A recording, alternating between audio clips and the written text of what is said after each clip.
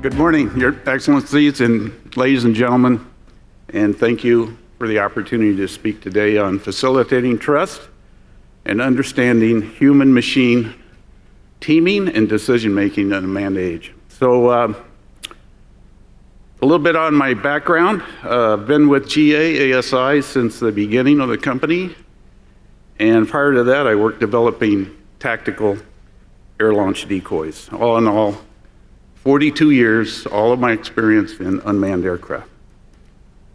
My formal background is engineering, and through this 42 years, I've really seen a tremendous growth, of course, in unmanned systems, and I would say largely due to the advent of GPS and satellite communications for control connectivity over the horizon.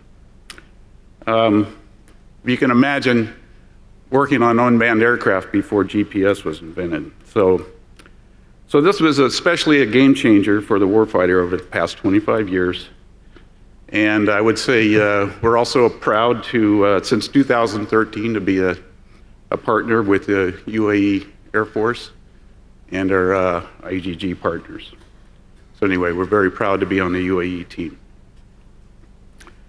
So looking forward, I see another revolutionary change in the future of unmanned aircraft, and that's springboarding off new technology and bringing in artificial intelligence. So rapid growth of global SATCOM coverage with thousands and thousands of LEO satellites circling the globe from both poles.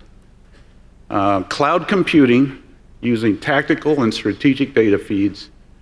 So basically on-demand computer processing and on-demand data storage. And then combining that into a common operating picture with a meshed cloud computing and command control is really going to change things going forward. These new technologies enable big data processing, which provides the foundation for artificial intelligence. So today I wanted to just give a few practical examples of how GA-ASI builds human-machine trust, of course, with the focus on unmanned aircraft. And again, I just want to say, without big data, there is no artificial intelligence. And the big data requires cloud computing or real-time solutions. Human-machine trust comes from statistical relevance, a level of rigor that is measured against failure conditions and outcomes, and isolation of flight safety critical versus mission sensors. So some examples of using AI at GA-ASI going over the last few years, and again, this is just the beginning. Our panelists before, I couldn't agree with them more. AI is just beginning to come into age on unmanned systems. Hasn't really got there yet. So a perfect example of getting there with big data, about 6 years ago, we are having some extreme issues with engine failures on one of our platforms. And of course, the customer said they had to keep flying. So we had big data coming off of 20 aircraft airborne 24 hours a day, with 1,000 telemetry items coming down at about 10 times a second. So every day we collected 1.7 billion data points per day.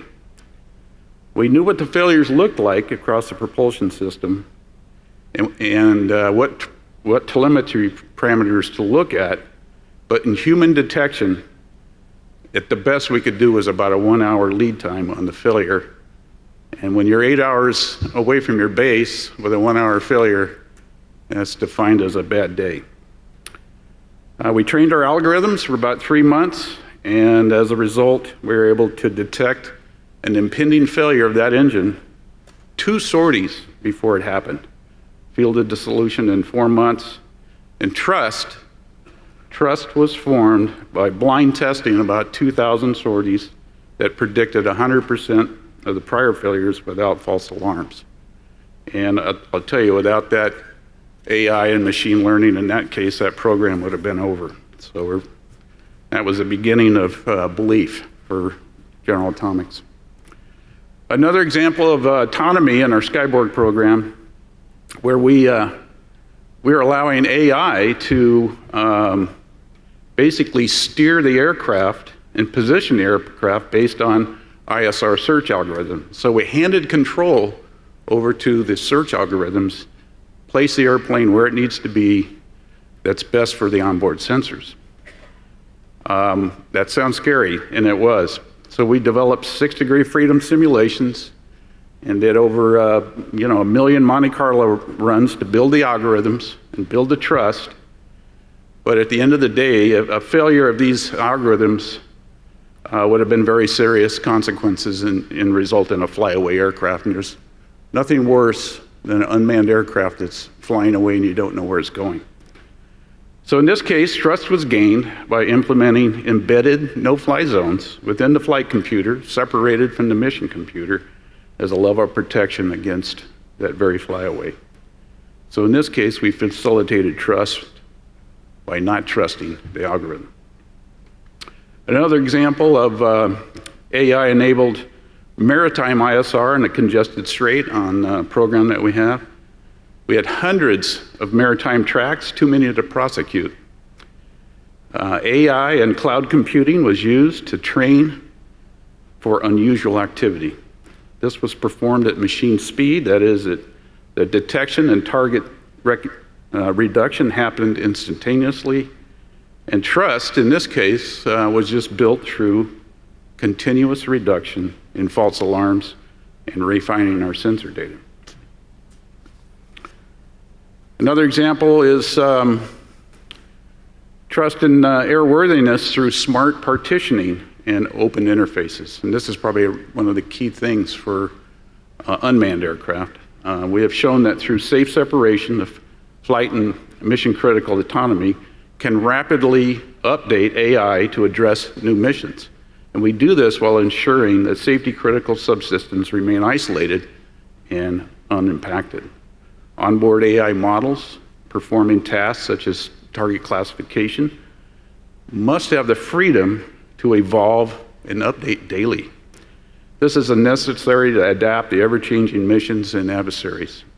So smart partitioning allows us to use the open interfaces with mission-critical enclaves, which lets us leverage best of breed from third-party sources.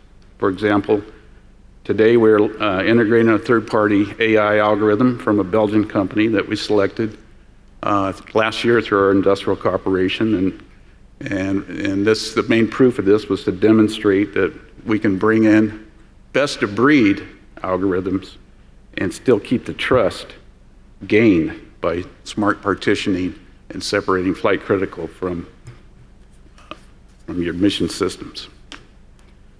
So those were just a few of the AI programs that we've been working on at ASI. I really believe that AI is the future, and we're just beginning to scratch the surface. And I really want to also applaud the UAE for their vision in being a world leader in artificial intelligence. They have a national strategy for top-down goals. It's across all sectors of industry and government. National level of business startups, so excellent support for entrepreneurial business startups, and the world's first grad level AI university, growing talent within the UAE. So in summary, the future is human-machine AI trust. It's built from processing big data and making sure you have statistical relevance for what you're looking for. And of course, key for unmanned aircraft is having separation of flight critical from mission systems. So anyway, I want to thank you all for inviting me here today and having this opportunity to speak to you. Thank you.